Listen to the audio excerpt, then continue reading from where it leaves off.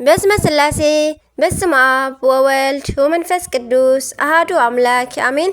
سلام እግዚአብሔር አምላክ መስኩላትኩም ይኹን ስድራ እግዚአብሔር አምላክ ከመይ ውዒልኩም ኣነ እግዚአብሔር ይመስገን ክብሪ ይስፋሕ መድኃኔዓለም ኣቦይ ከምቲ ኣነ ጽቡቕ ዝወዓልኩ ድማ ጽቡቕ ውዒልኩም ክትኮኑ ናይ ኩሉ ግዜ ተስፋይን እዩ ኣሜን። ስንክሳር ዘወርሃ ሕዳር 17 ስንክሳር ድሰምዕ ዘንብብ ፍቕሪ ጎይታ ኣብ ልቡ ይዕንብብ ሓለዋን ጸሎትን ናይ ቅዱሳን ድማ ይረክብ ذكر صادق لعالم يلو ذكر ناي صادق نعلم يزنبر كاب كل خفوق زبله كدحنو نقدسان صادقانات تمحصنو آمين. بسم آب وولد ومنفس قدوس أحدو أملاك آمين. ولاديت أملاك قدس ድንግል ማርያም ወዲ ልሳን ኩነኒ እንኳን ናብ ቅዱስ ዮሐንስ አፈወርቅን ቅድስቲ ወለተ ጴጥሮስን አቡነ ዮናስን ዓመታዊ ክብረ በዓል በሰላም ማብጽሐና አሜን። ቅዱስ ዮሐንስ አፈወርቂ ናይ ቤተ ክርስቲያንና ናይ ብርሃን ምሰሶ ስለዝኾነ ስለ ዓቢ ሐዋርያዊ ሊቅ ቅዱስ ዮሐንስ አፈወርቂ እንታይ ክብል ይኽእል? እንታይ ክዛረብ? ግን ብናይ ቅዱሱ ጸሎት ንበረኸት ቁሩብ ክጽሕፍ። ቅዱስ ዮሐንስ አፈወርቂ ምን እዩ? ቅዱስ ዮሐንስ አፈወርቂ ነገዱ ካብ ሶርያ ዝተወልደ ብ347 ዓመተ ምህረት ኣብ እስክንድርያ ክኸውን ከሎ አቡኡ አስፋኒዶስ ይበሃል አዲኡ ድማ አትናስያ ትበሃል። ንሶም ከዓ ደግ ሕያወት ስለዝኾኑ ነዚ ዕንቂ ዝኾነ እግዚአብሔር ሃቦም። ሊቅ ቅዱስ ዮሐንስ ንክርስቲያን ከም ዝግባእ ብትምህርትን ብጥበብን ዓበየ። ገና ብህፃንነቱ ናብ ግሪክ ኸይዱ ናይ ዘመኑ ሳይንስ ወይ ከዓ ፍልስፍና ካብ አፉ ስጋብ ገደፉ ተማሂሩ ተመለሰ። ንቅዱስ ዮሐንስ አፈወርቂ ፍልይ ካብ ዝገብሮ ነገራት ሓደ እዚ እዩ። ብዘመናዊ ይኹን ብመንፈሳዊ ትምህርቲ እዚ ተሪፍዎ ዘይበሃል ሊቅ ዝኾነ ገና ኣብ 15 ዓመቱ እዩ። ብክልተ ወገን ዝተሰሓለ ሰይፊ ብምዃኑ ብህይወተ ስጋ ከለውን ጥራሕ ዘይኮነ ሕጂውን ንመናፍቃን ዓቢ ናይ ርእሲ ሕማም እዩ። እዚ ቅዱስ ገና ኣብ 16 ዓመቱ ሃብቲ ንብረት ውህበት ክብርን ፍልጠትን ዝመልኣሉ እኳ እንተኾነ ዘሎ ኩሉ ንነዳያን ንጸመም ዝሓደሩ ንድኻታት ሂቡ መጽሕፍቲ ጥራሕ ኣኪቡ ምስ ዓርኩ ቅዱስ ባስልዮስ ናብ በረኻ ኣተወ። ሰብነቱ ብጾምን ብጸሎትን እንዳቐጽዐ ኣብ በረኻ ክነብር ከሎ ወንጌላዊ ቅዱስ ዮሐንስ ሊቀ ሐዋርያት ቅዱስ ጴጥሮስን ናብኡ መጹ። ሊቀ ሐዋርያት ናይ መንግስተ ሰማያት መኽፈቲ ስልጣን ቅዱስ ዮሐንስ ድማ ወንጌል ሂብዎ ተሰወሩ። ድሕሪዚ ዕለት ቅዱስ ዮሐንስ አፈወርቂ ባሕሪ ምስጢራት ኮነ። ብሉይ ምስ ሓዲስ ካብ ኦሪት ዘፍጥረት ክሳብ ራእይ ዮሐንስ በአንደምታ ትርጓሜ ተንተኖ ብፍላይ ንሓዲስ ኪዳን እንዳተመላለሰ ኣመስጠሮ። እዚ ቅዱስ ሕልናኡ ከይደኸመ ንጹህ ኣእዳው ከይዝሓላ ዝጽሓፎ ድርሳናትን መልእክትታትን ትርጓሜታትን እንተተቆጸረ 10,000 መልአ። ናይ ብሓቂ ነዚ ኣግርሞት አንክሮ ይግባእ። እቲ ዝገርም እዚ ቅዱስ ኩሉ ክሰርሕ ከሎ ዕድሚኡ ገና ለጋ ኣብ መዓርገ ዲቁና ነበረ፣ ንእሽቶ ማለት እዩ። ድሕሪ እዚ ድማ ብእግዚአብሔር ትእዛዝ ቅሽና ተሸይሙ ብስብከተ ወንጌል ብዙሕ ቦታታት ኣብጽሐሞ ብቅድስናኡ ስለ ዝፈተዎ ናይ ቁስጥንጥንያ ፓትርያርክ ገይሮም ሸምዎ። አፈወርቂ ክዛረብ ኮነ ክምህር ከሎ ክዛረብ ኮነ ድምፂ ክገብር ኣይነበረን። ካብ ብጣዕሚ ትምህርቱ ዝተለዓለ እቶም ህዝቢ ብምድማም ብጽሞና ይሰምዕዎ ነበሩ። ክምህር ከሎ ምድራውያን ሰባት ዘይኮኑስ ልዑላን መላእኽቲ ተኣኪቦም የድንቕዎ ነበሩ። ሓደ መዓልቲ እውን እመቤትና ኣብ ማእከል ህዝቢ ከሎ አፈወርቂ ኢላ ጸዋዕቶ። ስለዚ እዩ አፈወርቂ ዝበሃል። እዚ ቅዱስ ብስልጣነ ቃሉ ንመልአከ ሞት ገሲጹ ን10 ዓመት ኣቆይምዎ እዩ። ቅዱስ ዮሐንስ አፈወርቂ ንሰብ ማዕረ ይርኢ እምበር ኣይፈላልን ዝነበረ። ኣብ ቅድሚኡ ንጉስን ድኻን ማዕረ እዩ። ንሞት ዘብቅዐ እውን እዚ እዩ ነይሩ። ምክንያቱ በቲ ወቅቲ ንግስቲ ኣውዶክስያ ናይ ሓንቲ ድኻ መበለት መሬታ ይሕደገታ እሞ መከራ ግን እምቢ ስለ ዝበለቶ መኸራ ሃብያ በላ ግን እምቢ ስለ ዝበለቶ ኣወገዛ። ንሳ ግን ምስ ሓጥኣን መናፍቃንን መኺራ ክልተ ግዜ ኣሳደደቶ። ኣብ ዝተሰደደሉ ፍረ ኣፍርዩ ኣስተምሂሩ ኣእሚኑ ብ407 ዓመተ ምህረት ዓረፈ። ቤተ ክርስቲያንን ምእመናንን ከይጸገብዎ እንዳናፍቕዎ ኣብ 60 ዓመቱ ተፈለዮም። በቲ ወቕቲ ዓብይ ሓዘንን ብኽያትን ተገብረ። ሓደ መዓልቲ በቲ ዘመን ሕያዋይ ንጉስ ኣርቃዲዮስ ግብሪ ኣእተወ፣ ግብጃ ገበረ።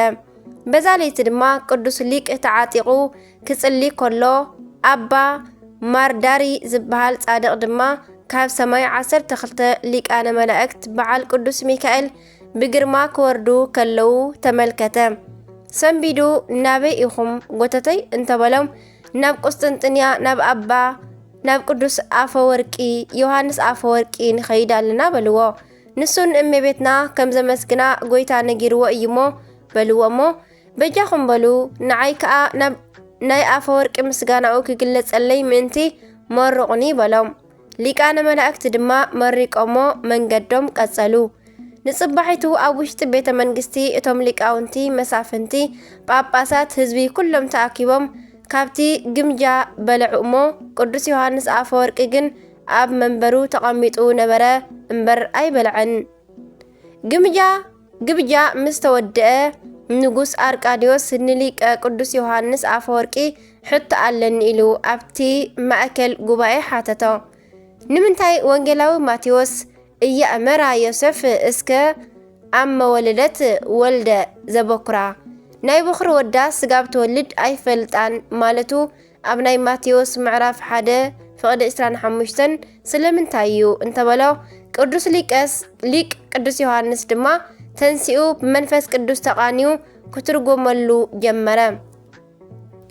ድንግል ማርያም ንጹህ ብርለት ትመስል ብርለ ዝተፈላለየ ቀለም ዘለዎ ፈሳሲ እንተደኣ መሊእካዮ እቲ ቀለሙ ብሓንሳብ ይቀያየር። እመቤትና ከዓ ንጎይታ ስለዝጸነሰቶ ሕብረ መለኮቱ ክለዋወጥ ከሎ መልክዓ ከዓ ምስኡ ክለዋወጥ ከሎ እንዳረኣየ ዮሴፍ ይስንብድ ነበረ። ንሳ መን እያ? ኣብ ማህፀና ዘለኸ መን እዩ? እንዳበለ ይጭነቕ ነበረ። ጎይታ ድሕሪ ምውላዳ ግን ሓደ ሕብሪ መልክዕ ስለ ዝኾነ ኣቐዲማ መን ከም ዝኾነት ኣይፈለጠን። ሕጂ ግን ንሳ ወላዲት ኣምላኽ ወዳ ከዓ ኣምላኽ ዘበኣማን ምዃኑ ፈለጠ ማለት እዩ እንዳበለ ክትርጉም ከሎ ሰሚዖም ኩሎም እንዳኣድነቑ ከለው ኣብኡ ዝነበረት ናይ ድንግል ወላዲት ኣምላኽ ስእሊ ኣድህኖ ድማ ኣፈ ወርቂ ልሳነ ወርቂ ኣፈ በረከት ኢላ ተዛረበት። ኣብቲ ግዜ ኣርቃዲዮስ ናይ ወርቂ ልሳን ኣብ ቅዱስ ዮሐንስን ኣብታ ስእልን ገበረ። ኣፈ ወርቂ ግን ብሓፂር ተዓጢቑ እሰግድለቺ ወድሰቺ ኢሉ ሎሚ ኣብ ተኣምረ ማርያም ዘሎ ምስጋና ሰተት ታቢሉ ደረሰላ። ነዚ ምስጋና ከዓ ሊቃነ መላእክት ሰሚዖም እንዳኣድነቑ ናብ ሰማይ ወፁ እሞ ሊቅ ቅዱስ ዮሐንስ ድሕሪ ዕረፍቱ ኣብ 35 ዓመቱ ብንእሽተይ ቴዎዶስዮስ ዘመን በዚ ዕለት ስጋኡ ፈሊሱ እዩ። ናብ ቁስጥንጥንያ ምስ በጽሐ ከዓ ካብ ናፍቆስ ዝተላዕለ ዓብይ ዝማረን ንባዓትን ተገብረ። ኣፈወርቂ ከዓ ቅንዕ ኢሉ ነቶም ህዝቢ ባረኾም።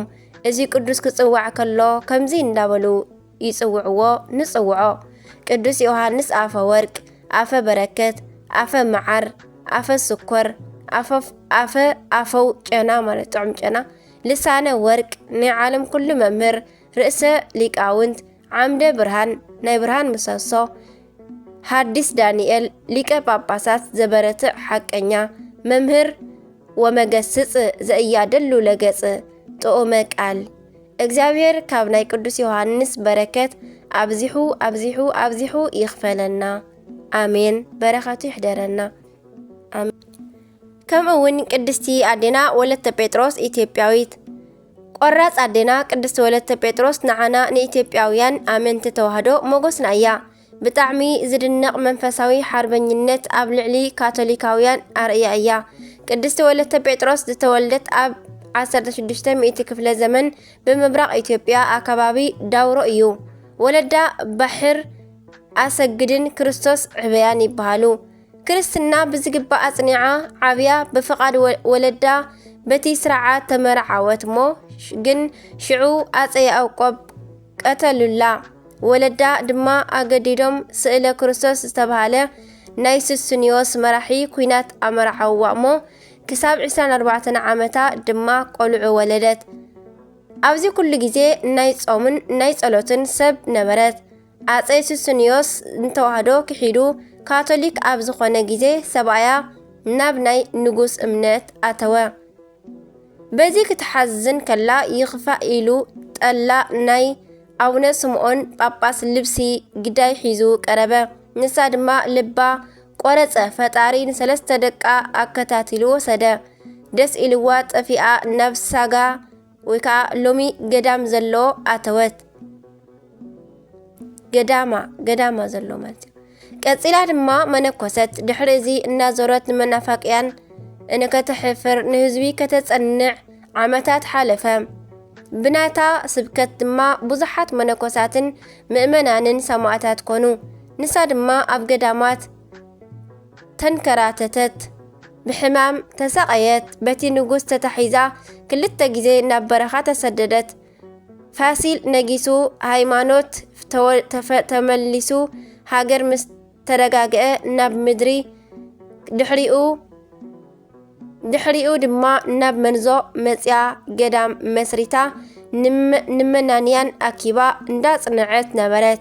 ካብ እትውለድ ኣብ 50 ዓመታ ድማ ኣብ መጨረሽታ ኣብ 1630ታትን ኣከባቢ ዓሪፋ ተቐብረት።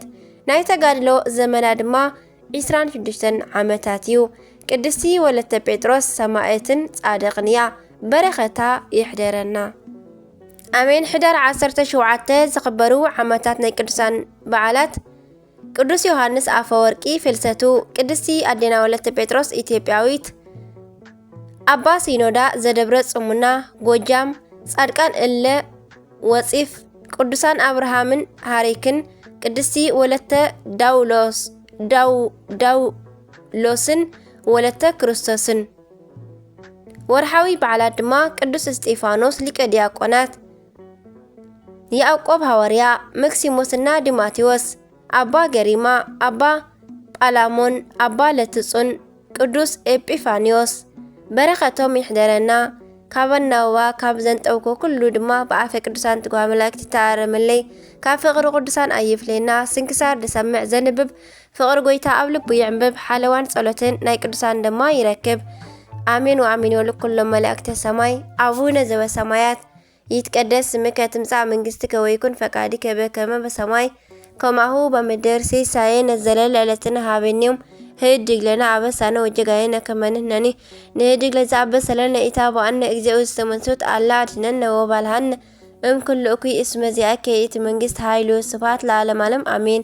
በሰላም ቅዱስ ገብርኤል መልአክ ኦግዝእትየ ማርያም ሰላም ለቺ ድንግል በልናቺ ወድንግል በስጋቺ እመ እግዚአብሔር ጸባኦ ሰላም ለቺ ብሩክት አንቲ እምአንስት ወብሩክ ፍሬ ከርስኪ ተፈሥሒ ፍሥሕት ኦ ማርያም ምልእተ ጸጋ ምልእተ ውዳሴ ምልእተ ሞገስ እግዚአብሔር ምስለኪ ሰአሊ ወጸሊ ምህረተ በእንቲአነ ምህረተ ኩሉ ዓለም ሀበ ፍቅር ወልድኪ ኢየሱስ ክርስቶስ ከመ ይስራለና ኃጣውኢነ ተማሂፀን ነብኪ ተማህፀነ በክዳንቺ ወስብሐት ለእግዚአብሔር ወለወላዲቱ ድንግል ወለመስቀሉ ክቡር አሜን አሜን ለይኩን።